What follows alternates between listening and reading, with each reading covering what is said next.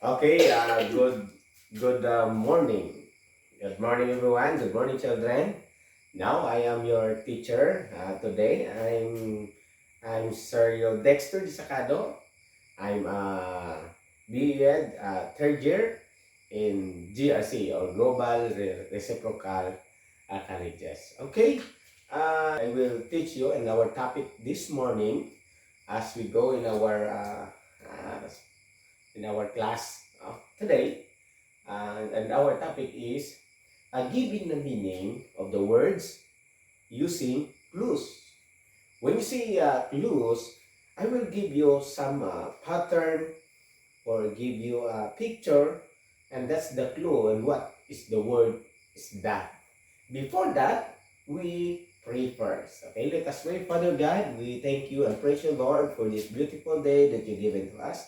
Thank you, Lord, for another day. Give us, Lord, wisdom and knowledge, especially, Lord, the children that we continue, Lord, to learn a lesson in our topic this morning. In Jesus' mighty name, amen. Okay, after we end our lesson today, okay, number one, we understand and infer the meaning of new words using various contextual clues such as picture, body movement, and gestures. Number two, how to apply these strategies to indefinitely decode unfamiliar words in a passage or dialogue.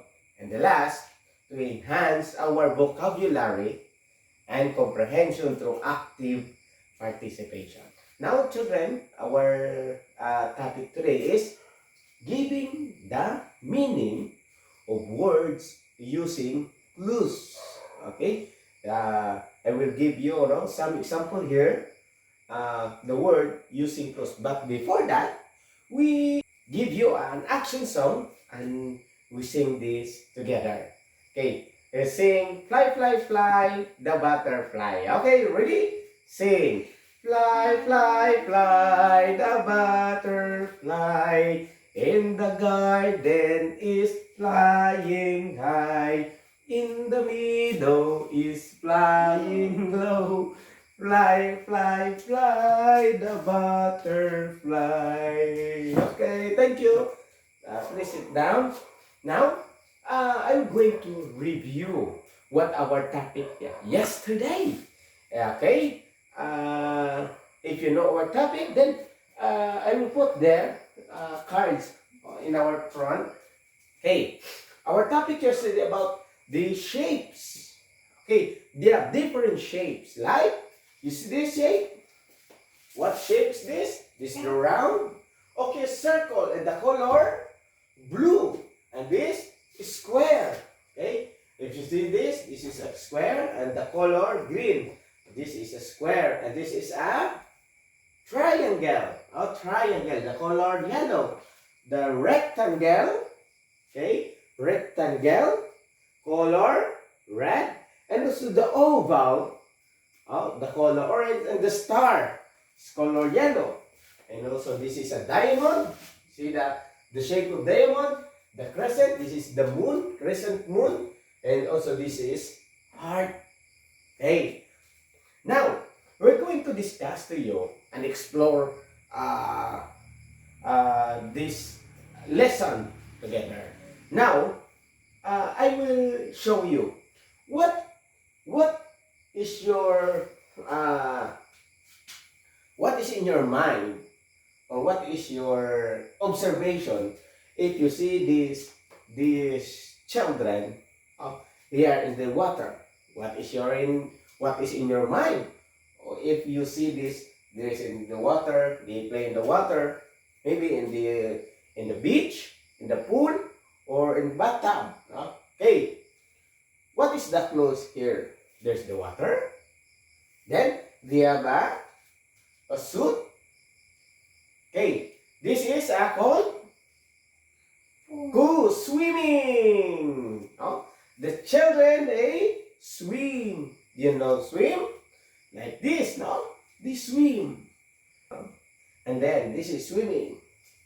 Okay, and then the second is did you see? Oh, what is your observation when you see this boy? The run? The run? Or the walk? What did you see this? What is your observation? Jump. Or the jump? Okay, Jump. the jump. Very good. The child jump. The children love jumping. You enjoy jumping? Okay, that's a jumping. You like this? Yes, this is a jump. Yes, you know that all children, all of us love jumping. Jump. Now, what did you see in this picture? The color red, the painting. The color red. And many things here that we can see the color red. Now, what is the name of this picture? Number one, the, Fish. what is this? The starfish.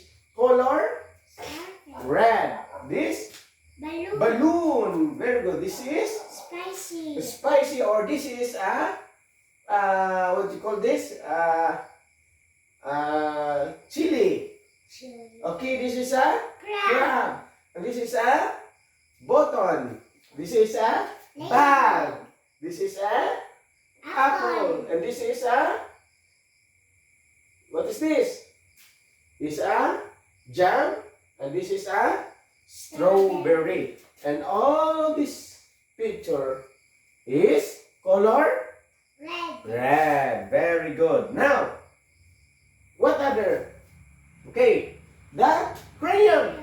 What color of the crayon? Red. Red. There's the color red in your crayons? Yes, there's color red. What is this color of apple? Red. Red. What is the color of heart? Red. What is the color of strawberry? Red. Red. How about the lips? Red. Okay, red lips. How about this fire truck? The color? Red. How about the ribbon? Red also. Now, I will show you another one. The paint. What color? Yellow. Yellow. Yeah. Do you like a yellow color? Yes. Yes, everyone is like a yellow color. Picture. Many things that Pikachu. we enjoy the color yellow. What's this? Pikachu. Oh yes, Pikachu. Very good, Saibi. Now, this is the color yellow.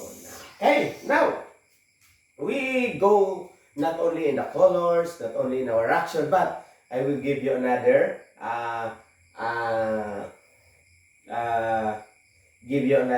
object. What is your observation of this object? Okay, the long and short. Where is the long here? In my right or in my left? Where is the long? Yes, here.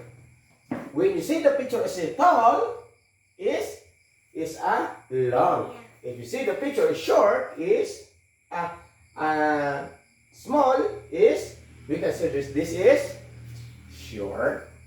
Okay. Where is the picture is a long hair? In my right or in my left? Right. Okay, right. It's long hair. This is a short hair. Okay, this one. What is this? This rope. Okay, this is a short. And this is Long. long. Very good. Now, children, please get your notebook, and then in your notebook write. Give me a color, 3 color red and 3 color yellow. Draw that. What the picture, did you like it? And write it and color it. Okay? I will give you 5 minutes to do that. Okay, now go. I will give you 5 minutes. Okay, thank you. Okay, thank you so much for your participation. Now, I will check that letter in your notebook. Who got the perfect score and who got the perfect score? I'll give you a star. Okay, now before we close in our topic.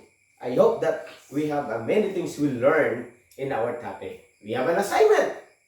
Okay? When you go in your home, okay, what you to do? Now, find the 5 things that have a color Red. red. Okay? Oh, then 5 things long and 5 shorts. Okay? I hope, children, you enjoyed in our discussion today. Now, once again, I am Sir Dexter Disacado, and this is the end of our lesson. Thank you so much. Goodbye and God bless. Bye-bye.